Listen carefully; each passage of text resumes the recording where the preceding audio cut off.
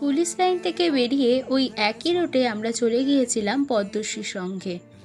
এখানকার প্রতিমাটিও হয়েছিল অপূর্ব, যা ভাষায় প্রকাশ করার মতো নয়। মায়ের চক্ষু দুটিতে এক আলাদাই স্নিগ্ধতা আছে।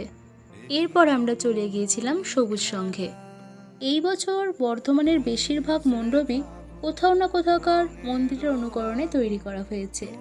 এই সবুজ সঙ্গে যেমন করেছে বৌদ্ধ মন্দির, ভিতরের অ্যাম্বিয়েন্সটা জাস্ট ওয়াও।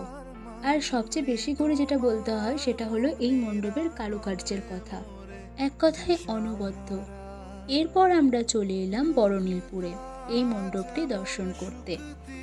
এই মণ্ডপে যে শিল্পী কাজ করেছে, সত্যি তাকে স্যালিউট। এটা মনেই হচ্ছিল না যে কোনো কাগজ দিয়ে তৈরি, পুরোপুরি মনে হচ্ছিল যেন মার্বেলের। মণ্ডপের ভিতরে এত দারুণ কারুকার্য, তার সাথে এই প্রতিমা, বিশ্বাস করুন ওখানেই চোখটা আটকে যাচ্ছিল।